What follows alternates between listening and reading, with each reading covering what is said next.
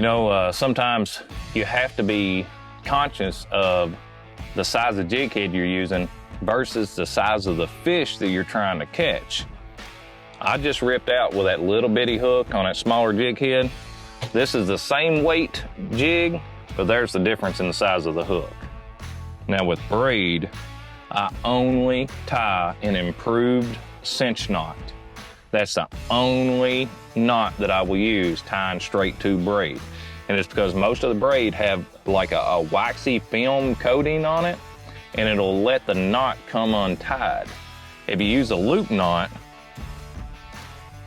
when you put the loop in it, the eyelet of the jig head sits there and works back and forth as you're fishing, and it actually cuts your line in two.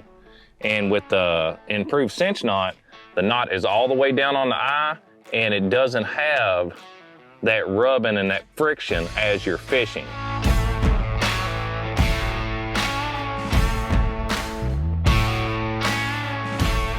So this is an improved cinch knot. I'm gonna go through the eyelet, I'm gonna grab my tag in and fold it back up. Now I'm just gonna grab the two, pinch them together, and just spin it. I don't really care how many loops it gets in it, as long as there's more than 5 or so. You grab your tag in, and down here by the jig head, you'll have a little loop right there. Right there, you can see my thumb through it. Now I'm gonna go through that little loop and grab my tag in. Now, you just made another loop with the tag in. You just simply go right back through and then pull them together. And then grab the jig head and cinch that knot down. And now that jig head cannot really swing inside the knot because it's tight to the eyelet. Where that a loop knot, it'll wear out and pop your line over time. This one pretty well stays, and it keeps your jig head horizontal there. I'm just gonna take some line snips because you absolutely cannot bite through braid. You're gonna break your teeth, don't even try it. And then I'm just gonna snip off a little bit of extra. I'm gonna throw that down in the boat, don't throw that in the water. Now I'm gonna grab the mag minnow from Crappie Monster, which is that minnow style bait that we were using to match the hatch. And that's what you got. Let's go catch some fish.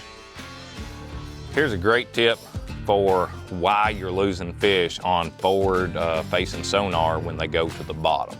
We've got a fish right here, a couple small ones. Those are just ones on the screen, so I'm gonna explain it to you. Where that they're close to the bottom right here, that is not the actual bottom. That is the top of the layer of silt that is just kind of lingering over the top of the bottom. You can see out here it gets kind of loose, and in here it gets kind of tight. That's all the minerals and stuff and the dirt and the mud that are up in that silt. And it appears to be the bottom, but your bottom is actually down here close to where this black line is, where the shadow's starting to hit. Got him. Those fish can get down in there and you think they're gone. If you'll stay with them and just keep on panning left and right, eventually the crappie will raise up, and when they come up, that's when you catch them. Now for Grenada, that one ain't gonna keep, but for every other lake in the country, that one right there would keep. And that just goes to show, if you wait and let them go down and do their natural thing and then come back up and sit, they'll eat when they come back up and sit still for that split second. They will eat. Here's a tip and trick for you guys. After you've caught some fish, look at your barb. The fish's mouths are so soft. You can see right there on top of my fingernail is a piece of that fish's lip covering my barb. And that's something with crappie, a lot of times their mouths is so soft, a piece will rip out and cover your barb. And then when you set a hook, the fish gets off. You have to check them hooks out. Good and clean, let's go back to fishing. So keep a close eye on your jig and on your hook and make sure it's clean. That way you fish clean too.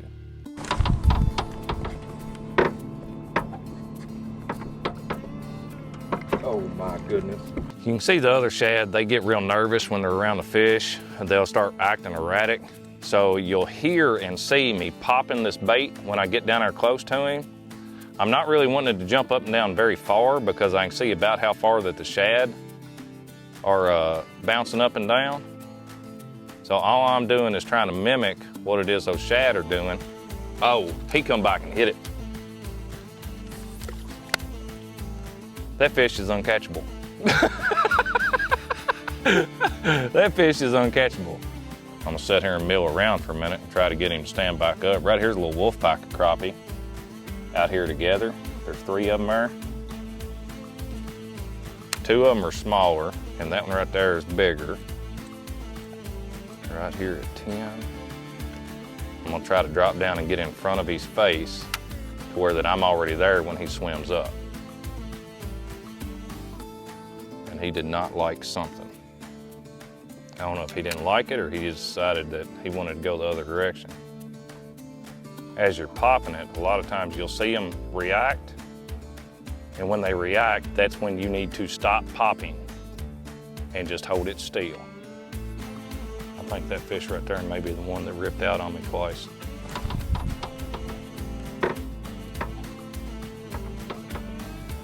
Oh my goodness.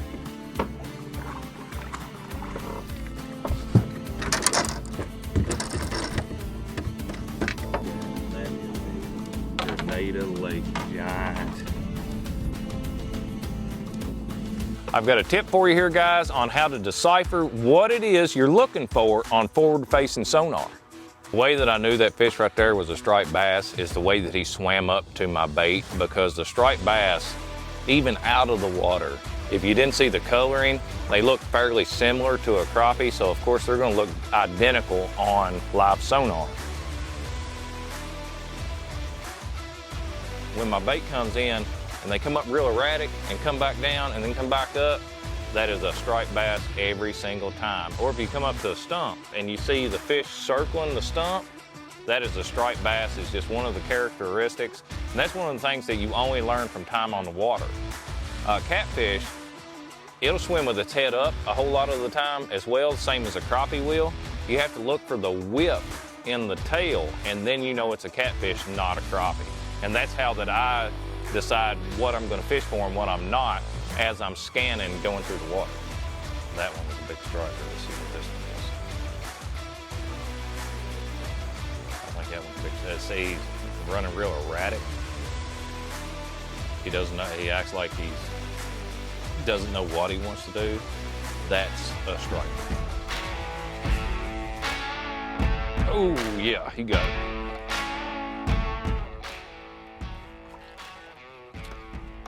Get in here, baby. Come see me a minute.